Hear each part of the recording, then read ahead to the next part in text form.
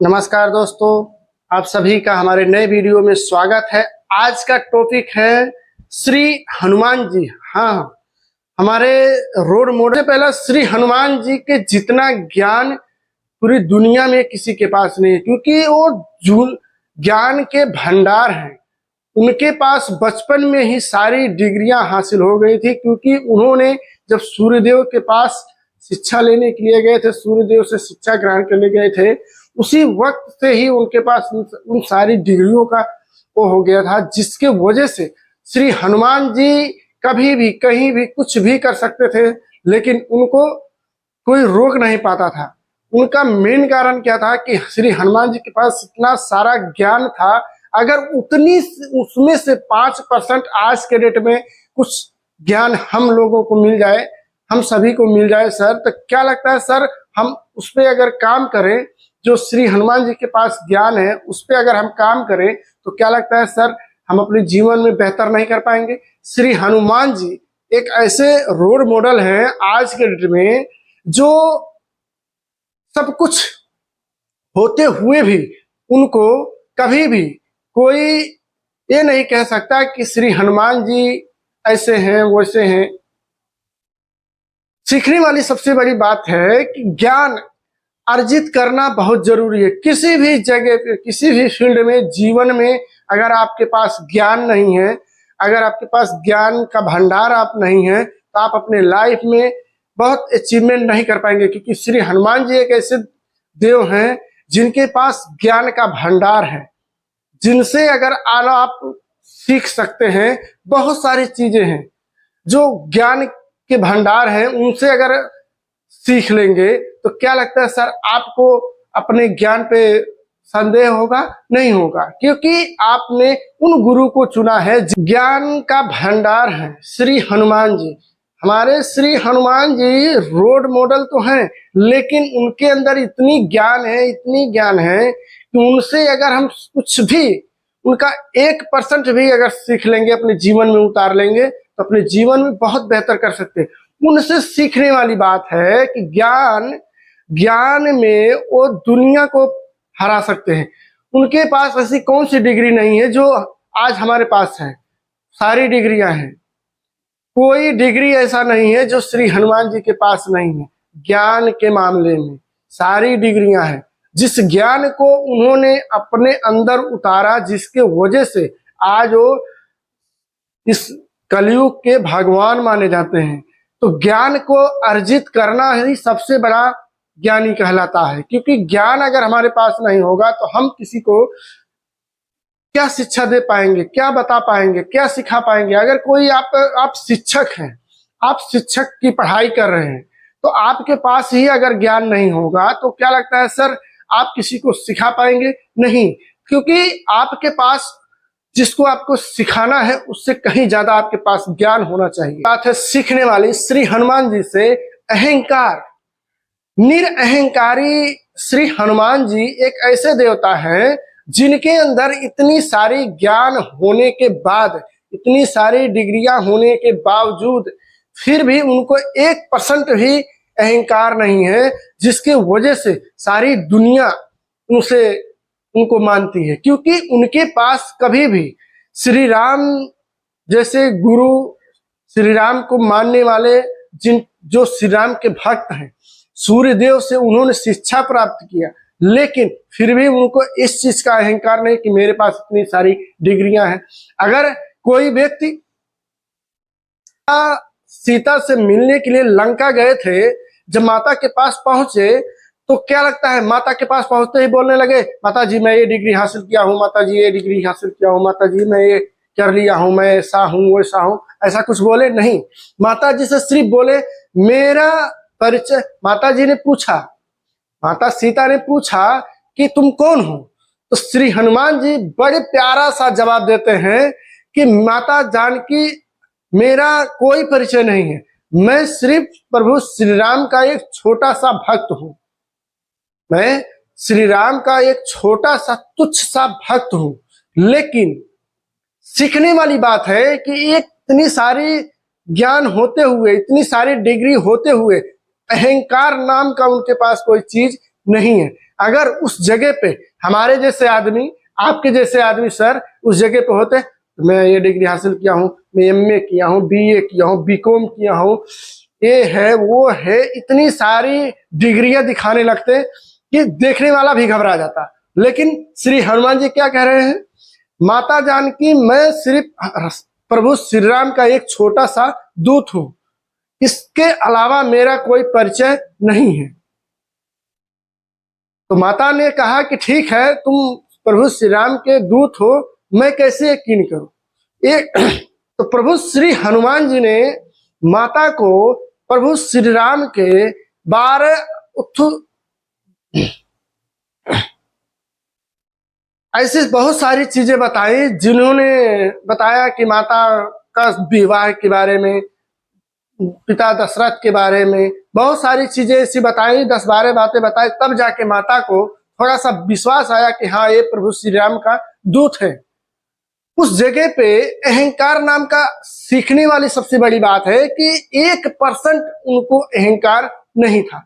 क्योंकि अगर उस जगह पे वो सोच लिए होते कि मैं इतनी सारी, मेरे पास डिग्रियां हैं, इतनी सारी सब कुछ है, मैं इतना जानकार हूँ, माता को मैं सिखा सकता हूँ, बता सकता हूँ, लेकिन नहीं, उनके अंदर 1% का भी घमंड, ईगो नहीं था, अहंकार नहीं था। क्योंकि भगवान बनना और बने रहने में बहुत ज्यादा अंतर होता है। बनने को तो कोई भी बन सकता है, लेकिन बने रहने में सबसे बड़ी बात होती है। इंसान को अगर कामयाबी मिल रही है तो मिल गई है, ये सबसे बड़ी इंपॉर्टेंट नहीं है, मिली रहेगी ये सबसे बड़ी इंपॉर्टेंट है। ये कब तक बरकरार रहेगी ये आपके ऊपर डिपेंड करता है सर। क्योंकि अहंकार जब आपके पास आ जाएगा ना, तो वो कामयाबी, वो मंजिल कहाँ जाएगा ना, ये कोई भी नहीं जानता है सर, एक पल में खत्म हो जाएगा।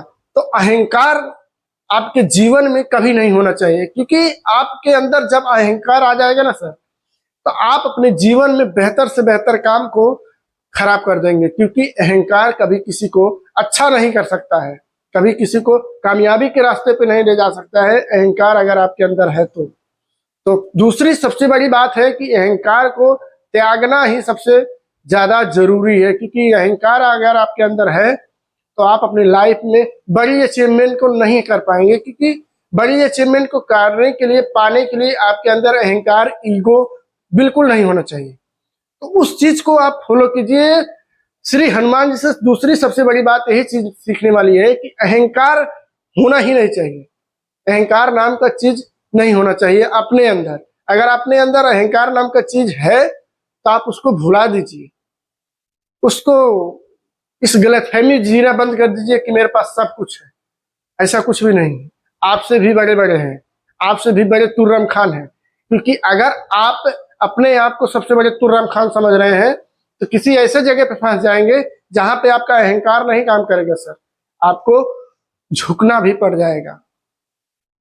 तो पहले से ही हम तैयार होकर रहेंगे कि हमें अहंकार को नहीं रखना है, तो कभी झुकने की जरूरत नहीं पड़ेगी। तीसरी सबसे बड़ी बात है ताकत। ताकत उनके अंदर इतनी ज्यादा थी कि अगर वो चाहते तो पूरे लंका को एक बार में उठा के लेके आ सकते थे। लेकिन नहीं, माता से बोले कि अगर आप कहो माता जी तो मैं इस लंका को यहां से पूरा लंका सहित उठा के लेके जा सकता हूं। लेकिन माता ने उनको समझाया कि देखो ये चीज ठीक नहीं है। सबसे बड़ी बात है सीखने वाली कि तभी अपनी ताकत का प्रदर्शन नहीं करना। बुद्धि उस जगह पे इस्तेमाल किया जाता है, ताकत उस जगह पे इस्तेमाल किया जाता है जहां पे ताकत दिखाने की जरूरत है। जैसे प्रभु श्री राम और रावण के बीच में युद्ध हो रहा था, तब उस जगह पे श्री हनुमान जी को अपनी ताकत दिखानी थी। प्रभु श्री राम को अपने पीठ पे बैठा के उनसे वो कर, और जब संजीवनी बूटी लेने के लिए गए, काल नेमी उनको रास्ते में रोका था। उस जगह पे उनको अपनी ताकत और बुद्धि का, अपने ज्ञान का प्रदर्शन करना था। तो सबसे बड़ी बात है कि सर अगर आपके पास ताकत है तो ताकत को इस तरीके से इस्तेमाल कीजिए कि जहां से आपको बेहतर रिजल्ट मिल सके। अब ताकत आपके पास है तो आप फोकट में किसी के साथ लड़ाई करना शुरू कर दिए, ठोकर में किसी के साथ भिड़ गए, कुछ भी करने लगे। तो सबसे बड़ी सीखने वाली बात है कि हनुमान जी के पास ताकत इतनी ज्यादा थी, फिर भी उन्होंने उस ताकत को कभी गलत इस्तेमाल नहीं किया। अगर गलत इस्तेमाल किए होते तब आज के रोड मॉडल श्री हनुमान जी भगवान नहीं होते। अगर आप भगवान को मानते हैं, उनको जानते हैं, तो इन बातों को जरूर अपने अंदर उतारिएगा कि श्री हनुमान जी के पास इतनी ताकत होने के बाद भी वो कभी अपनी ताकत का गलत इस्तेमाल नहीं किए। तो कभी भी अपने जीवन में कुछ बड़ा करना है, कुछ बड़ी हासिल अचीवमेंट करनी है, तो अपनी ताकत का सही तरीके में, सही दिशा में इस्तेमाल जब करेंगे तभी आप अपने मंजिल को हासिल कर पाएंगे सर, तभी आप अपनी मंजिल से प्यार कर पाएंगे। अगली सबसे बड़ी बात है, इतनी ज्यादा थी कि कभी वो अपनी बुद्धि का गलत इस्तेमाल नहीं किए, जिसकी वजह से उन्होंने भगवान पद को प्राप्त किया। अब आप ही सोचिए, जब माता सीता को पता लगाने के लिए कार्य कर रहे थे तो माता सुरसा से उनका एक मुलाकात हुआ था।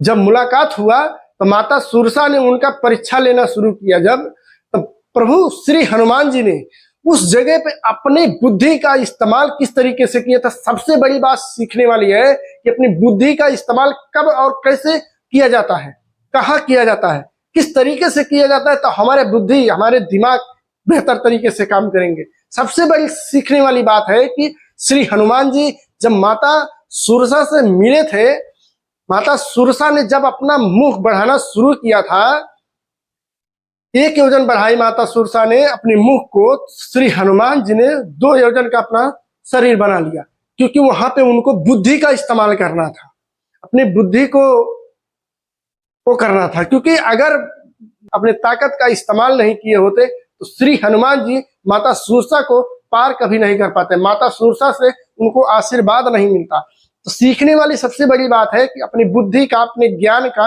अपनी ताकत का इस तरीके से इस्तेमाल कीजिए कि जहां से आपको बेहतर रिजल्ट मिले। अब ये नहीं है कुदार ले लिए, फावड़ा ले लिए, चल दिए खेत कोड़ने के लिए, उस ताकत को दिखाने से आपको कामयाबी नहीं मिलेगी। ताकत दिखानी है, बेहतर बनना है तो बेहतर फील्ड में, बेहतर जगह पे अपने कामयाबी के लिए मेहनत कीजिए, अपनी मेहनत कामयाबी के लिए ताकत दिखाइए, अपनी कामयाबी के लिए अपनी बुद्धि को इस्तेमाल कीजिए बेहतर तरीके से, तभी आप अपने जीवन में बेहतर कर पाएंगे। लक्ष्य, जब तक आपका लक्ष्य क्लियर नहीं होगा कि आपको क्या चाहिए, जब तक आपका लक्ष्य क्लियर नहीं होगा कि आपको किस दिशा में काम करना है, किस जगह पे काम करना है, किस के लिए काम करना है, क्या आपको चाहिए, क्या आपके जीवन में आपको पाना है, तब तक आप अपने जीवन में बेहतर नहीं कर पाएंगे। उसका मेन कारण क्या होता है कि जब हम काम कर रहे हैं तो स्टार्ट कर दिए, ज्ञान हमारे पास है, ताकत हमारे पास है, बुद्धि हमारे पास है, सब कुछ है, लेकिन हमारा लक्ष्य क्लियर नहीं है कि मुझे क्या चाहिए। श्री हनुमान जी से सीखने वाली सबसे 5वीं सबसे बड़ी बात है कि उनका लक्ष्य क्लियर था। माता सीता को पता लगाना था, वो लक्ष्य क्लियर था। सूर्यदेव जी को निगलना था, वो लक्ष्य क्लियर था, वो लक्ष्य क्लियर था। वृक्षासुर को मारना था उनको, वो क्लियर था कि इसको मारना है। माता सीता को पता लगाने के लिए लंका जाना था, तो उनको ये लक्ष्य क्लियर था कि मुझे लंका जाना है। जब माता सीता को पता लगाने जा रहे थे तो बीच रास्ते में ही पर्वतराज मिले। जब पर्वतराज बोले कि आप हमारे पर्वत पे आके थोड़ा सा विश्राम कर लीजिए, तो श्री हनुमान जी बड़े प्यार से जवाब देते हैं, देखिए मुझे अपने लक्ष्य को पाना है, जब तक मैं अपने लक्ष्य को पूरा नहीं कर लूंगा तब तक मैं अन्न त्याग किया हूं, आराम त्याग किया हूं, क्योंकि मुझे अपने लक्ष्य को पाना है, क्योंकि माता सीता को मुझे पता लगाना है, क्योंकि उनका एक ही लक्ष्य था। जब उनको एक लक्ष्य है तो क्या लगता है सर दूसरे लक्ष्य के ऊपर ध्यान देंगे? नहीं, दूसरा लक्ष्य दिमाग में आएगा ही नहीं। जब आप अपने लाइफ में, अपने जीवन में बेहतर करने का प्रयास करेंगे तो जब आपका लक्ष्य क्लियर होगा तभी आप बेहतर तरीके से काम कर पाएंगे, तभी आपका बुद्धि काम करेगा, तभी आपका ज्ञान काम करेगा, तभी आप अपनी ताकत के साथ उस पर काम कर पाएंगे। तो जब तक आपका लक्ष्य क्लियर नहीं होगा तो जीवन में आगे बढ़ने के लिए बहुत सारी दिक्कतें आएंगी। तो आप अपने जीवन को बेहतर बनाने के लिए तो अपने लक्ष्य को क्लियर कीजिए कि हमें क्या चाहिए, जीवन में हमें किस जगह पे जाना है, ये मेरा लक्ष्य है, ये मेरा गोल है। जब आपका गोल क्लियर होगा सर तभी आप अपने लाइफ में, अपने जीवन में बेहतर कर पाएंगे। बाकी वीडियो पसंद आई हो तो वीडियो को लाइक कीजिएगा, कमेंट कीजिएगा, शेयर कीजिएगा। चैनल पे नए हैं तो चैनल को सब्सक्राइब कीजिएगा। अपनी सेहत का पूरा ध्यान रखिएगा, अपने परिवार का ध्यान रखिएगा। मिलता हूं किसी अगले वीडियो में, तब तक के लिए जय हिंद।